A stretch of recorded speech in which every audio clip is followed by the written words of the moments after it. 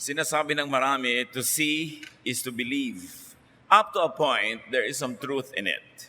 But it also limits, it inhibits. Pag sinabi mo laging to see is to believe, paano na yung hindi mo nakikita? Paano na yung hindi mo kayang makita? To expand your world, your view, perspective and mind, your thought, your power, you have to be aware of and believe in the invisible. Mahalaga na buksan ang mata sa hindi nakikita parati at maging handa tayong makakita ng sa karaniwang pagkakataon ay hindi nakikita. High religiosity and spirituality is not about just rational theology. It is also about invisible realities. Ang pag-aaral natin ngayon, isang malaking hakbang sa paglagong espiritual, pinamagatan natin, see and be blessed. Panginoon, salamat dahil lagi nyo kaming nakikita. Turuan nyo kaming makita rin kayo. Buksan nyo po ang aming mata, maging aming tainga at lalo na ang aming puso sa mga bagay na sa pangkaraniwang buhay ay hindi namin nararanasan, nakikita o nadirinig. Palaguin niyo ang aming pananalig na matawid namin yung pagitan ng langit at lupa, yung pagitan ng espiritu at ng katawan. At nawa, Panginoon, sa aming pagtatangka na abutin ang mas mataas na uri ng espiritualidad, akayin niyo kami turuan. Bless us with your power, enlighten us, lead us. And right now, Father, we ask you to please cleanse us, enable us to walk with you, by making us pure through the blood of Jesus. Father, we ask you to be our speaker. Lead us unto greater knowledge of you. In the name of Jesus, your Son, our Lord, our Savior, and the only way to you. We pray with thanksgiving. Hindi talaga pwedeng mabuhay lang tayo ng to see is to believe. Because there is so much that needs to be seen. There is so much to be seen with our spiritual eyes. So let us consider the many, many wonderful presences that are unseen. How about considering the unseen? Yung hindi nakikita. Dahil maraming hindi nakikita. God, the creator and source of all things, is invisible. And if God, the creator and source of all things, is invisible, it is natural that most of His creation would be invisible. 1 Timothy 1:17, God lives forever and is the invisible and eternal King. In another dimension of consciousness, that's where God dwells. So this is high reality. Heaven is invisible to the naked eye. Kaya merong isang astronaut daw na matapos tumawid sa kalawakan, sabi niya, there is no heaven. Kasi walang nakita yung mata niya. That the usual kind of heaven depicted in art. Because real heaven cannot be seen with the naked eye. Meron naman na dapat ay nadidiscover through our spiritual eyes. High personages are invisible. Ang mga matataas na pagkanilalang, tulad ng Diyos na lumalang, ay hindi rin nakikita. Hebrews 13:2, some people have welcomed angels as guests without even knowing it. Marami daw na nakapag-estima pala ng mga anghel, hindi man lang nila napansin. Angels are normally invisible. And even when angels manifest visibly, they could be unrecognizable. Hindi sila nakikita at kung magpakita man, mahirap makilala na anghel pala. So in other words, angels are seen but really unseen. This is because physical eyes have limited vision and a very limited range. An example of what cannot be seen but is existent. 2 Kings 6:15, si Elisha po ay propeta na nabuhay sa isang magulong panahon at dumating ang mga mananakop sa kanilang bayan at natakot ang kanyang katulong. When Elisha's servant got up the next morning, he saw Syrian troops had the town surrounded. Sir, what are we going to do? He asked. Paglabas niya sa kanilang tent o bahay, nagulat siya dahil naliligiran sila ng napakaraming hukbo ng kalaban. Natakot at nagpunta sa propeta, ano pong magagawa natin? The servant was limited by what he could see, therefore he got afraid. You know, people get afraid of the unknown, the unseen, the incomprehensible. 2 Kings 6:16-7, the prophet Elisha had a solution. Don't be afraid. That was his instruction. Elijah answered, there are more troops on our side than on theirs. That was the teaching. And then he prayed the intercession. Lord, please help him to see. And the Lord let the servant see that the hill was covered with fiery horses and flaming chariots all around Elisha.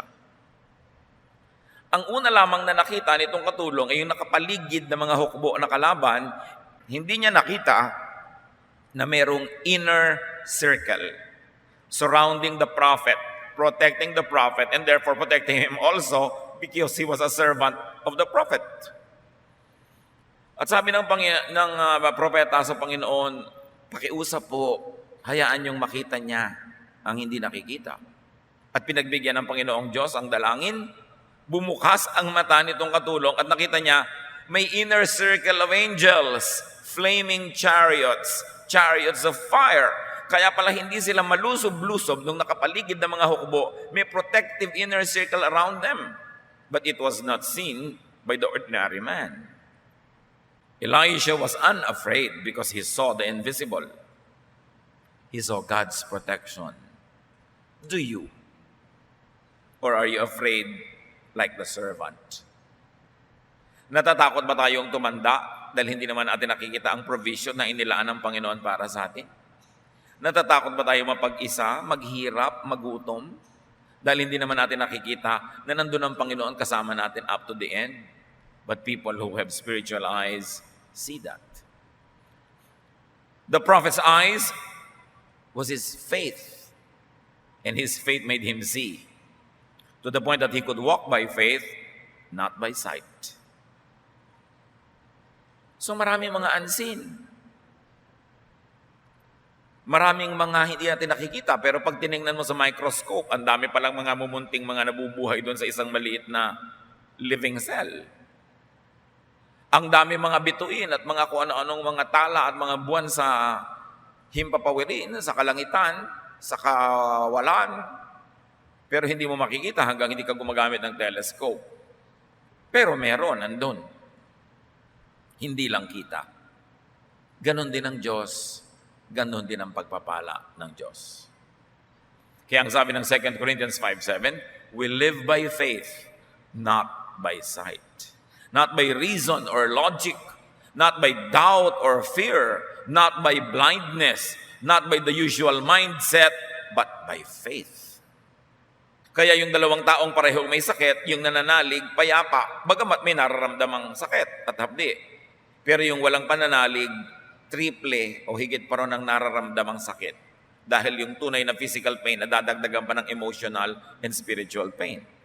God's protection and provisions are invisible but existent. At lahat ng ipinangako ng Diyos sa kanyang mga anak ay nandun kahit hindi natin nakikita lagi. Tulad ng mga ultraviolet rays na hindi natin nakikita, na nakikita pala ng maraming insekto dahil iba ang mata nila. Kaya pala yung mga bulaklak ay gumagamit ng iba't ibang uri ng kulay para akitin ang mga kulisap dahil nakikita ng mga kulisap yung mga kulay na yon sa ibang paraan na nakikita natin. There are figures in the dark that we don't see, that some animals see. Kasi kaya ng mata nila. Kaya hindi pa natin nakikita, tumatahol lang ang aso dahil siya may nakita na. Yung mga gumagamit ng infrared goggles, mga military with advanced weaponry and equipment, they can see the enemy in the dark because the goggles that they put on their eyes enable them to collect light even from the stars in a dark night.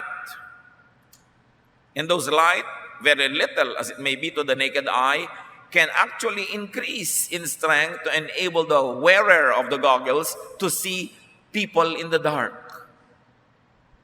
Goggles pa lang yun. Ano pa yung spiritual goggles that God can give to those who believe. High ideas and concepts and truths are also invisible, inaudible, incomprehensible to the physical senses and to common knowledge.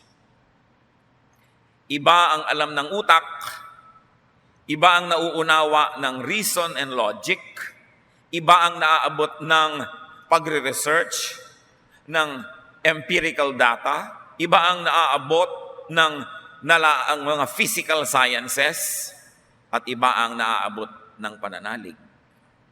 Hindi sila magkakalaban, magkakaiba. Kaya ibang mga tuwiran at iba ang patakaran sa buhay ng isang taong naniniwala lang sa physical laws. At iba yung nakakaunawa ng spiritual laws. Yung nakakaunawa ng spiritual laws, kaya niyang magpatawad kahit sinasabi ng logic, hindi dapat. Kaya niyang magbigay kahit sinasabi ng utak, huwag. Kasi meron siyang higit na pinaniniwalaan at higit na naaabot. Kaya niyang harapin ang hirap. Kaya niyang tiisin ang dapat tiisin. Hindi katulad ng ibang bumibigay agad dahil sila ay pinaghaharian lamang ng physical laws. 1 Corinthians 2:12, God has given us His Spirit. That's why we don't think the same way that the people of this world think. That's also why we can recognize the blessings that God has given us. Sabi dito, pinananahanan kami ng Espiritu ng Diyos, kaya iba kami mag-isip, hindi tulad ng pag-iisip ng karaniwang tao. Kaya nakikita namin ang pagpapala, kahit sa tingin ng iba, hindi ito pagpapala. Kaya ang tunay na nananalig, kahit na humaharap ko minsan ang hirap, sa paggawa mo ng mabuti, nasuklihan ka pa ng masama, sa pananalig mo na ang Diyos ay hindi natutulog, alam niya ang kanyang ginagawa, at meron siyang gantimpala sa lahat ng mabuti, natitiis mo. At hindi ka lang nagtitiis, nagkakaroon ka pa ng spiritual joy na akala tuloy ng mga ibang tao, loka-loka ka. Naglilingkod ka, napapagod ka, ang nasasabihin ng iba, hoy, be practical, nakakapagod yan, wala ka namang kita, lingkod ka ng lingkod sa Diyos. Pero iba kasi ang nakikita mo. Ngayon mga kapatid, kung ang pangangatwiran mo, pamumuhay, patakaran, tulad lang ng kapitbahay mo hindi nakakakilala sa Diyos, mag-isip-isip ka. Dahil dapat iba ka. Kung ang galit niya ay galit mo rin, ang inis niya ay inis mo rin, ang iksi ng pasensya niya ay iksi rin ng pasensya mo, mag-isip-isip ka, baka di ka pa tinatahanan ng Espiritu ng Diyos. Kasi kung nananahan sa iyo ang Espiritu ng Diyos, naiiba ang iyong pananaw. Definitely, you don't become crazy, you don't become foolish, but you are now governed by higher spiritual laws. The laws that tell you that all good will be rewarded, all evil will be punished, that God is just, and you should be good even though people are bad, that you should lay up for yourselves treasures in heaven and not only on earth, that you should obey God even though your logic tells you that you must have other priorities. Yun ang katunayan na tayo nasa Panginoon na. Bagamat wala naman sigurong ganap na nagiging 100% iba, pero dapat naman nakakakita ka na palaki ng palaki ang pagkakaiba mo kaysa isang karaniwang taong hindi naman nananalig sa Diyos o hindi kumakain ang salita ng Diyos. 1 Corinthians 2:14, only someone who has God's Spirit can understand spiritual blessings. Anyone who doesn't have God's Spirit thinks these blessings are foolish. Kaya lang siyempre kung minsan, kahit alam mong blessing, huwag ka nang masyadong maingay, lalo't kung ang nakapaligid ay hindi naman nakakaunawa. Halimbawa, for instance, nagkasakit ka o ang mahal mo sa buhay, pero yung spiritual eyes mo see that this illness is really a blessing. That this illness will probably stop you from continuously doing something wrong, or this illness will turn out to be good, or it will result in something good. Pero may mga unbelievers around you, people who are not subscribing to the same concept. Huwag mo na sabihing, blessed na blessed ako kasi nagkasakit ako. Kasi talagang iisipin nila na nasira ka ng bait. You cannot speak that language in the presence of those who do not speak it. Kaya kailangan, isinasaalang-alang din natin sila. But it takes supernatural and spiritual intervention for the human mind to see and to understand high spiritual laws. Like God, most of creation is unseen. Nakikita nyo ba ngayon ang buwan? Hindi. Pero nandun yun. Colossians 1:16. Everything was created by Him. Everything in heaven and on earth. Everything seen and unseen. Including all forces and powers and all rulers and all authorities. Kung yung buwan na paggabi, nakikita mo, sa araw hindi mo nakikita, pero kung minsan nakikita mo, maniniwala kang nandun kahit sa mga oras na hindi mo nakikita. Pero paano ngayon yung mga iba pang binabanggit ng Colossians 1:16? All other creation, including forces and powers. May mga forces and powers that are present but are unseen. Rulers in the air, authorities, a hierarchy of angels and demons, good and bad spirits, around, near us, but we don't see them. But they are there. Like the moon that you don't see now, but is there. So to be unseen means to be beyond the scope of vision or simply really invisible. Look at what can be seen through x-rays. Dalawa kayong nakatingin sa isang tao, yung technician nakatingin through the lenses.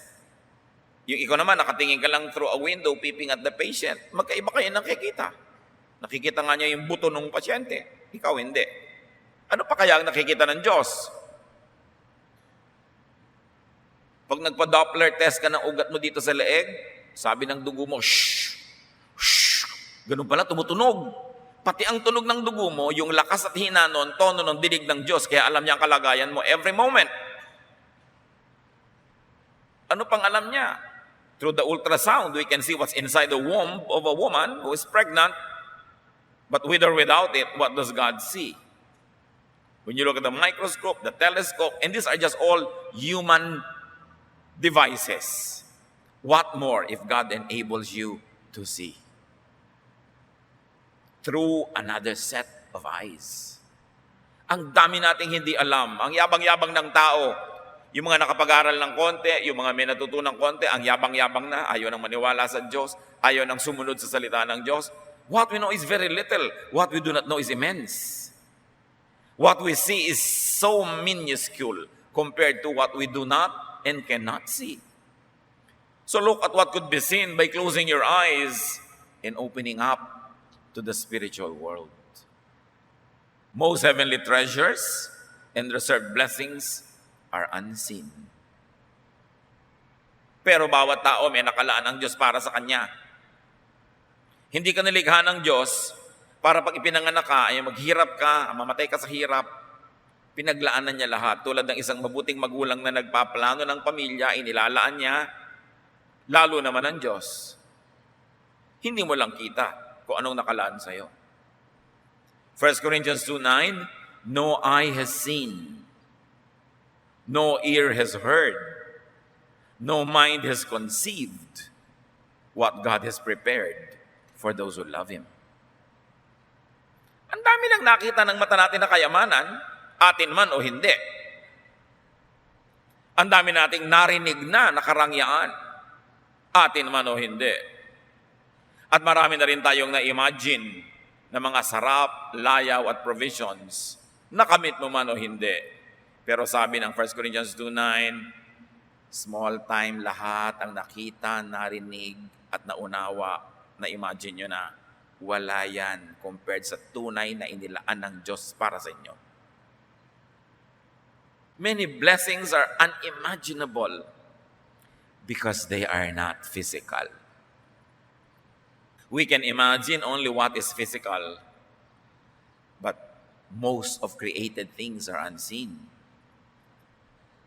Many blessings are beyond the senses. Ilan na lang ang senses natin? Mata, tenga, panlasa, pangramdam ng ating balat. Ang konti. People limit themselves when they think only of what they can see now. And usually our vision is so limited. Kumisan nga, zero vision pa. Zero visibility pag maulap. Pag walang ulap, 200 meters, 500 meters, 1 kilometer away. Pero ang liit pa rin nun compared sa kalawakan na walang hanggan. Napakaliit ng kayang abutin ng mata. Bakit mo lilimitahan ang pananalig mo sa Diyos sa kaya mo lang makita? Ang dami-dami pa niyang nilikha na lampas-lampas doon. Kaya sabi sa Matthew 6:19-20, do not store up for yourselves treasures on earth, but store up for yourselves treasures in heaven.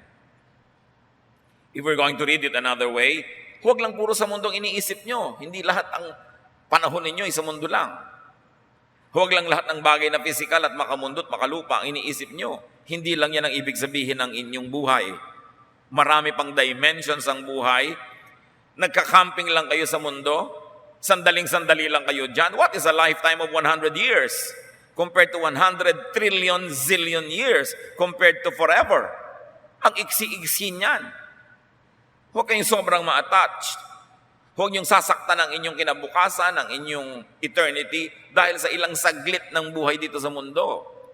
Huwag niyong ibenta, isangla ang inyong kaluluwa para lang sa mga panandaliang saya. Huwag niyong hayaan na masira ang relasyon sa Diyos dahil lang sa mga panandaliang mga paglilibang. So what do? We've got to see the unseen. How do you see and touch the unseen? First of all, have faith. Madaling sabihin, hindi ganun kadaling mangyari. Faith transfers things from the spiritual to the physical world. Dahil maraming bagay na nandun sa spiritual world na unseen, it is only through faith that you could get it from there to bring it to here. Like healing. Healing is abundant in the eternal spiritual world. But how do you take healing from there and bring it to your sick bed? Like joy. How do you take joy from the endless bank account of God? How do you withdraw from there so that the money transfers to your account here? Kung minsan madali, o order ka lang tatawag ka sa telepono, darating na yung nakita mo sa TV, de-deliver sa bahay mo, yung papatanggal na mga taba, darating yan. Diba? May nakita ka sa internet, meron kang shopping cart, click ka lang ng click, swipe mo yung credit card mo, darating sa'yo yan. Binibili mo lang kasi from the physical world, palipat lang ng address to another physical world address. But how do you get from the other world? How do you get joy na hindi nabibili sa supermarket? How do you get happiness? How do you get serenity and peace? You have to get it through faith. To buy, to procure, to get, to withdraw from eternity, there is only one currency: faith. Kaya ang walang pananalig ay dahop kahit maraming pera. At ang maraming pananalig ay marangya, mariwasa, kahit walang physical money. Physical money buys only physical things. But spiritual money, faith, can move mountains. Faith heals. Faith lifts up. Faith fills all the void and the emptiness of this material world. Faith, in fact, brings you to another dimension of consciousness. Kung meron ka dapat na pera sa bulsa, mas lalong dapat may faith ka sa iyong puso. Kung iniingatan mo ang iyong pera at pinapalago mo, dapat lalong gawin mo yun sa faith.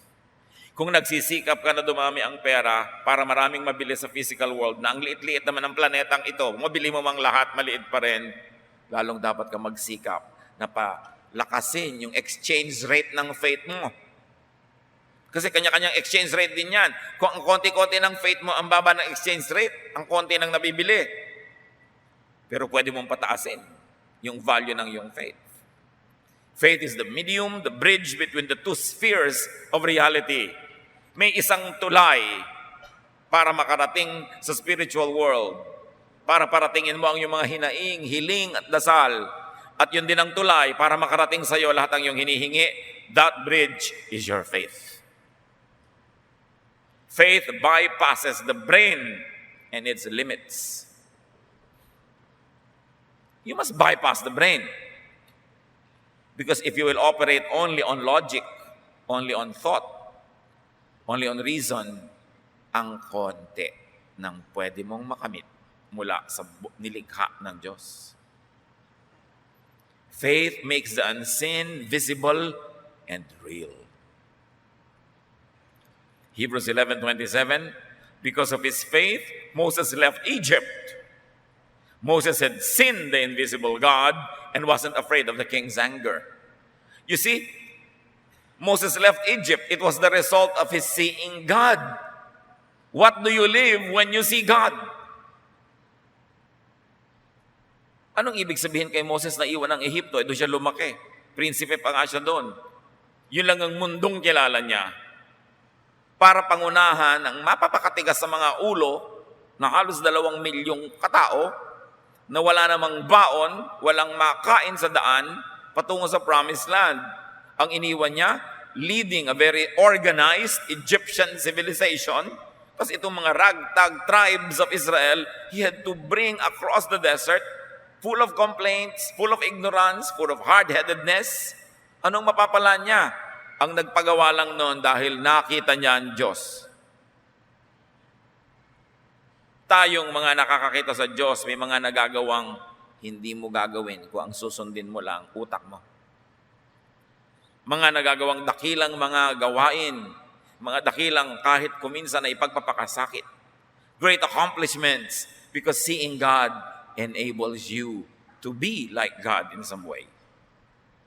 Faith makes one see God, not reason. Although reason is also a way of knowing an aspect of God, I believe that science will be God's probably last prophet to reveal himself to people. But science is very limited because it's physical. Faith empowers. Faith emboldens. You know that faith solidifies liquid? Bakit nakapaglakad si Pedro sa tubig? Naging solid ang lahat ng tutungtungan niya because of his faith. At nung nanghina ang pananalig, naging liquid uli, lumubog na naman siya. Faith solidifies liquid and gas. That's why even unseen elements could be seen by those who believe. Faith turns into work, like in Moses. Faith turns into action. Kaya kung puro na lang tayo daldal, wala naman tayong ginagawa, hindi faith yun. Akala mo lang. Kaya dapat sinusuri ang sarili. The highest activity of man, develop and strengthen your faith. Because it is your bridge to the divine. It is also the channel through which the divine could bless you. As you have faith, so you could be blessed. Work this out yourself. Nobody can develop your faith for you. There is no manual that will tell you how. Kanya-kanyang kapa, kanya-kanyang sikap. Pero ang mahalaga, binigyan tayong lahat ng Espiritu ng Diyos ng panimula, puhunan. Tinuturuan tayo at inaakay sa mga unang hakbang para natin ma-develop ang ating pananalig. Philippians 2:12, continue to work out your salvation with fear and trembling. Hindi sapat na born again ka na once. Continue to work out your salvation. Continue to practice, to exercise till it develops. Have indwelling of the Holy Spirit. That initial presence of the Holy Spirit when you accept Jesus as your Lord and Savior. But have infilling. A presence that is above the minimum. A presence that keeps growing to the point that you can see more and do more and understand more and have anointing. That special empowerment of God for you not only to see but also to be seen. For you not only to hear but also to speak and be heard. For you not only to receive blessing but also to become a channel of blessings. So develop the Spirit like and better than you develop your body. May mga nag-gym 3 times a week. Meron 5 times a week pa. Meron pa mga pilates, meron pang mga belly dancing, meron pa mga running, may mga walking, kung ano-ano, sari-sari. How much time do you devote in developing your faith? Your spirit. That seed of God that is in you that must grow to fill you, to fill your every cell and every membrane and every bodily organ to the point that it explodes through your skin and your neighbor feels the Spirit in you. Meron na kayang gym for the Spirit? Meron. Church dapat. But how much do we give to church? And church going, and church attendance, and church activity, and involvement? The fellowship that is headed by Jesus Himself. Dapat ang laki-laki ng ating involvement. Kasi yung spirito natin na nakataya. Pero bakit sobrang pag-aalaga ng katawan? Ilang oras ang ginagamit mo para ipareband ang kulot mong buhok at ma-relax? 3? Kung kukulayan pa, kung lalagyan pa ng highlight. Ilang oras ang nauubos sa pagpamanicure, pedicure, sa pagpapafacial, sa pag-gym, sa running, sa jogging. Hindi naman masama yun, ha? Pero, gano'n naman, natutumbasan ba ng oras sa church? Sa pagbabasa ng Biblia, sa pagmumuni-muni, sa pag-aaral, sa paglilingkod. These are the ways that you develop your spirit. The spirit is so undernourished. It is so attention lacking. Tapos magtataka tayo, why are our prayers unanswered? Bakit madali tayong matakot? Bakit madali tayong nervyusin? Bakit madali tayong magalit? Madaling magselos? Madaling matukso? Nagtaka ka pa. Wala namang boosters, walang vitamins, walang development, kulang. Samantalang yung spirito mo naman ang bibit-bitin mo pagharap mo sa Diyos. Yung spirito mo ang dadalhin mo sa kabilang buhay. Yung katawan mo, iiwan mo na lang dito. 90, 70 years mo lang gagamitin yan. Tapos wala na, pero lahat ng oras napunta na doon. Dapat bigyan ng pansin. Be transported into eternity through the Spirit. And if you would take care of your car so it could transport you from point A to point B, how much more your spirit, which will transport you from earth to heaven. From that which is limited to that which is eternal and limitless. How much do we take care of it? We don't, because it is unseen, and therefore we ignore it. But what is unseen is also very present. Ask God to increase your faith. Luke 17:5, the apostle said to the Lord, increase our faith. Meron silang hindi mapalayas sa masamang espiritu. Sabi na, ba't po hindi namin mapalayas? Ginamit na namin lahat ang tricks of the trade. Hindi pa rin namin mapalayas. Sabi ni Lord, ito nadadaan sa faith. Sabi na, Lord, increase our faith. Sila pa yung kasama araw-araw, tayo pa. Nahihingi pala. Hingin. Gaano naman kaya karaming beses na naghihingi tayo sa Diyos na increase our faith.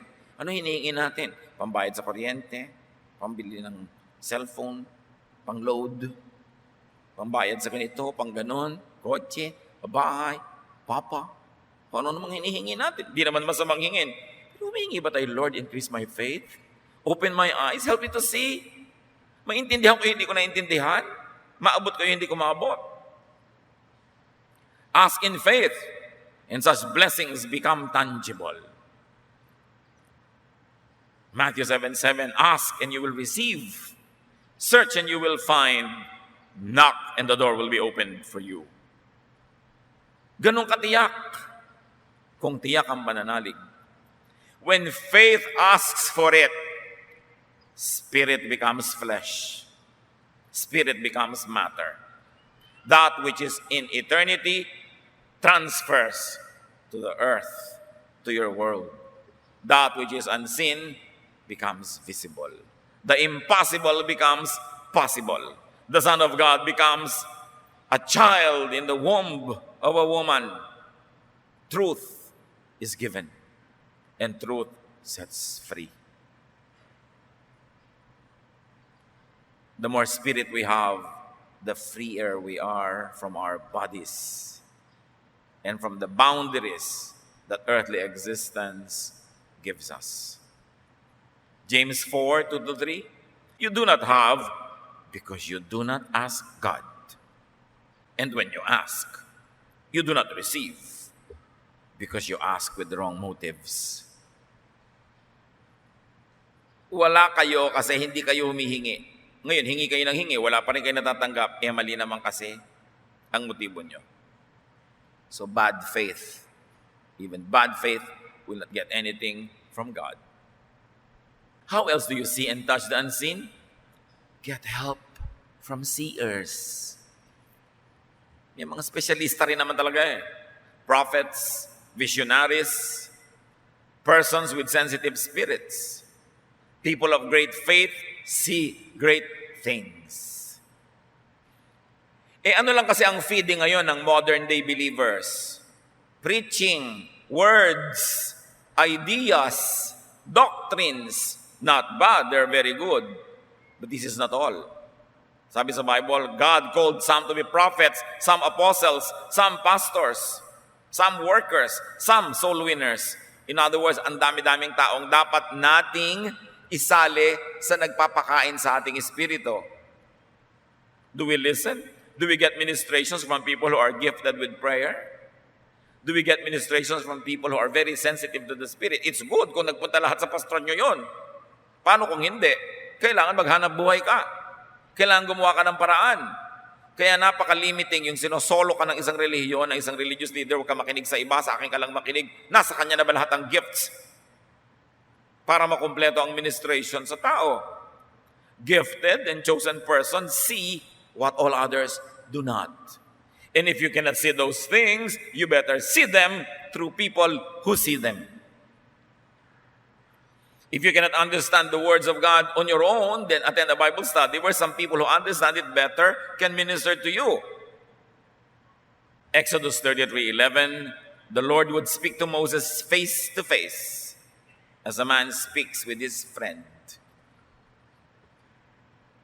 Iba ang dealing ng Lord kay Moses. Sabi niya, alam niyo, sa ibang propeta, nagpaparamdam lang ako. Sa panaginip, sa vision, o boses ko lang nadidinig. Walang visual aid. Si Moses, harapan kong kinakausap. So may iba't iba ring dealing ang Diyos sa kanyang mga propeta, sa kanyang mga kasangkapan. So, maging sensitive kayo kung sino talaga ginagamit ng Diyos, kung sinong pinagpapahayagan niya, kung sinong dadaanan ng mga pagpapala niya, at magsiksi kayo sa mga ganon. Kasi talagang merong mga instruments. And if you are not that sensitive, you have to help yourself by surrounding yourself with people who are. Then remember and be aware of the invisible, the unrecognizable. So welcome real angels and so-called angels, people who are used by God to do angelic missions. Welcome not only angelic guests, but also angelic ideas and teachings and counsel. Welcome angelic correction and rebuke, opportunities and possibilities, and even assignments, like Moses did. Be willing to move up. It's important. Leave elementary teachings behind.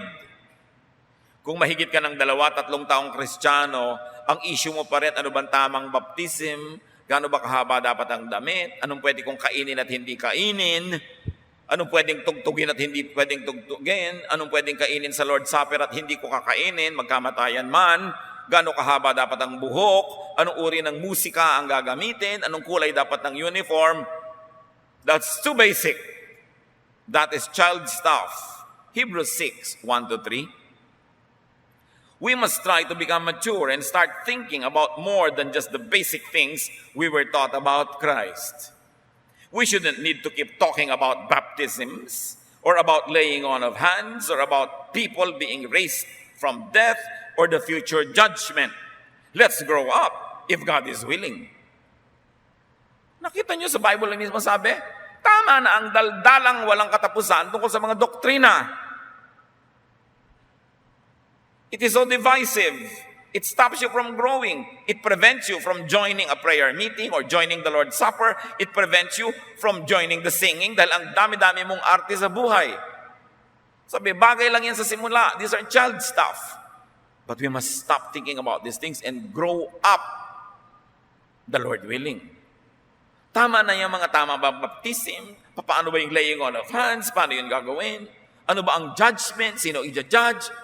Sabi, leave these elementary teachings behind. You are still drinking milk when you should already be eating solid food. Gumraduate na ba tayo sa mga ganyan? O patuloy at patuloy tayong ibinabalik ng mga teachers and preachers sa elementary things? Hindi na nag-move on, yun na lang ng yun. Maraming dapat lakbayin ng Espiritu. Hindi siya dapat sobrang magtagal sa isang istasyon dahil hindi magaganap ang kanyang development. Most of and the best in creation is unseen. Have faith, believe, and see. Hindi to see is to believe. When you believe, you see. Faith procures the invisible. Faith brings heaven down to you, or faith brings you up to heaven, even though your body is still on earth. Faith is all that you must have. Lack of faith, insufficient faith, cannot extract blessings from heaven. It cannot transport you to heaven. James 1, 6-8. But when you ask for something, which means you do not and cannot see, but you must have faith as if you see it, and not doubt. Anyone who doubts is like an ocean wave tossed around in a storm. If you are that kind of person, you can't make up your mind, and you surely can't be trusted. So, don't expect the Lord to give you anything at all. Pag humihingi ka, sabi ko lang, huwag ka magduda. Huwag ka mag-alinlangan. Dapat meron kang pananalig na parang nakikita mo na talaga yung hinihingi mo pa lang. Huwag ka mag-alinlangan, huwag ka magdalawang loob. Yung nagdadalawang loob ay para lang daw maliit na bagay na sinisiklot-siklot ng mga alon, walang mararating. Kahit nagkandahilo-hilo ka na kasisiklot sa'yo ng alon, wala ka pa rin pinupuntahan dahil paikot-ikot ka lang doon. Ganun. Kung ganyan ka, nagdadalawang loob, walang pananalig, hindi ka pwedeng pagtiwalaan. So, huwag kang umasa na may matatanggap ka. Faith is everything. Faith procures the invisible. It removes blinders and covers. So, brother and sister, develop a supernatural vision and hearing. Move up. Bypass the brain. Use it only for practical things. But in things pertaining to your faith and relationship with God, bypass it. It's very limited. See, hear, and know God more and more. Beyond religious practice, tradition, and doctrine. Move up, move away from elementary teachings, and move to the universal, to the all-embracing spiritual realities beyond the senses. Move to the realm of the Spirit. How do you do that? You have to find your way. Kaunti lang ang pwedeng ibigay sa ating assistance kahit ng mga propeta, kanya-kanyang sikap. Pagsikapan na palaguin, palalimin, pataasin ang pananalig. Because faith transfers to the material world that which is spiritual. And when you have developed your faith, then you are now a bridge, a medium, an instrument of God, so God could reach more people who do not reach Him or cannot reach Him because of their limits, but through your ministration, they can see the unseen also. And God can bless those that don't deserve to be blessed because you intercede for them. It's a ministry. Tungkulin mong palaguin ang iyong pananalig para magamit ka ng Diyos para sa iba at para makalapit din ang iba sa Diyos sa pamamagitan mo. You intercede. You stand in the gap the big gap between heaven and earth. You fill that gap with your faith, and humanity gets to hold the hands of God through you, who holds the hand of God on one hand and the hand of man on the other, like Jesus, who is God and man. Therefore, it could be a channel. Faith gives us a preview, a pre-feel, a pre-experience of eternity. Pag may pananalig ka, marami ng patikim ng langit na nararamdaman mo. Lalo ka tuloy ginaganahang manalig at lalong lumalakas ang iyong pananalig. Work out, exercise, develop your faith. Move on to the spiritual, to the boundless, formless, and abstract levels of the Spirit. Move beyond ideas and doctrines and teachings. Experience God in the spiritual realm. It is our duty to ourselves, and it is God's pleasure to meet with us, to rendezvous with us, to fellowship with us, not here, but in another world, in another plane that is not seen by eyes and not heard by ears, the spiritual world, the world of God. Yun ang dapat nating sikapin at abutin. At kaya yun maabot, binibigyan tayo ng Panginoon ng pagkakataon. Ama namin, turuan niyo po kami, Lord, to move on. Lampasan ang mga basic things. Lampasan yung mga nakakaabala sa paglago ng aming pananalig, mga usaping walang nararating, kundi mga pagtatalo at mga debate. Mga kaartihan namin na hindi kami makagawa ng mga bagay dahil nakagapos sa mga kamay namin dahil kung ano-ano mga doktrina. Turuan niyo kami, Lord, to transcend this phase 1, the baby and infant phase of our spirituality, and teach us to move to that which is more abstract, more universal, more lasting. Pagkalooban niyo kami ng kakayahang maunawa ang mga mahihiwagang bagay na aming pinag-usapan. Kumapit sa aming puso at isipan ang mga ideyang ito, lumago, mag-ugat, magbunga, at ang maging ending nito, Lord, for us to know you more, see you more, experience you more, and for us to be channels of your blessing to people who need to improve their spirituality. Teach us. Touch us miraculously now so that we may have your Spirit indwelling, infilling, and anointing. We like to know you more. Magbulay-bulay tayo sumandali and sincerely seek God. Ask God to reveal Himself more and more to you, not through words, not through doctrines, but through the Spirit. Dear Lord, touch your people in ways beyond the mind. Be alone with the Lord and feel His presence. Seek His Spirit.